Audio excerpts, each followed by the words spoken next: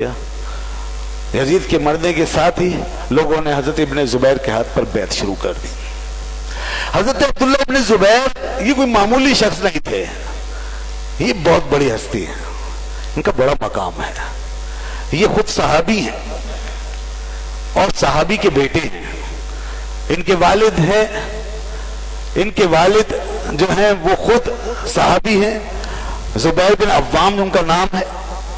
जुबैर बिन Awwam बड़े मशहूर सहाबी हैं और अशरा मुबश्शरा में दाखिल है।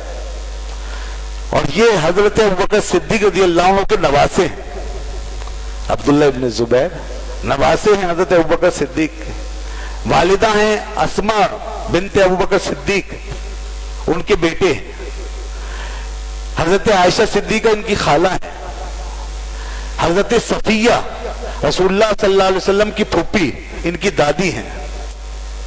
ये वो शख्स है अब्दुल्लाह इब्ने जुबैर।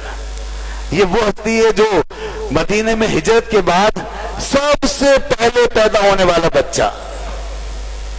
हिजरत के बाद इनके पैदा होने पे सारे मदीना वाले खुश हुए थे, मुसलमानों को बड़ी खुशी हुई थी। क्यों? इसलिए कि यहूदी ये कहते थे हमने मुसलमानों पे जादू कर दिया है, अब इनकी अब कोई औलाद नहीं होगी। तो हज़रत अब्दुल्लाह इब्ने जुबैर पैदा हुए।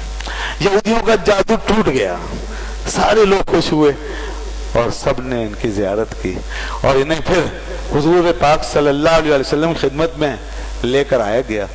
हुजूर ने देखा, शकरम फरमाया, शफकत फरमाई, खजूर मोहदान मुबारक में चबाई और तहनीक फरमाई और इनके मुंह में लगाई। ये है वो इब्ने जुबैर।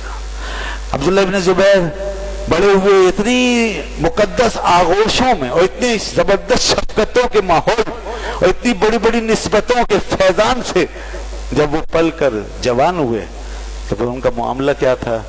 उनका मामला ये था कि वो एक रात, उनके बारे में मशहूर है, एक रात क़याम में गुजारते और सुबह तक क़याम करते, और दूसरी रात रुकू में गुजारते और सुबह तक रुकू में रहते, और तीसरी रात सजदे में गुजारते और सुबह तक सजदे में रहते थे। यानी एक रात में वो नमाज पढ़ते जिसमें क़याम ही क़याम होता, क़याम ही क़याम, लंबा क़याम, और दूसरी रात में वो नमाज पढ़ते जिसमें रुकू लंबा होता, यहाँ तक कि पूरी रात ज्यादातर हिस्सा रुकू पे मुश्तमिल होता, और तीसरी रात में वो नमाज पढ़ते जिसके अंदर सजदा लंबा होता और सारी रात सजदे में गुजार देते थे। इस तरह उनकी रातें गुजरती थी और दिन में वो रोजे से रहते थे।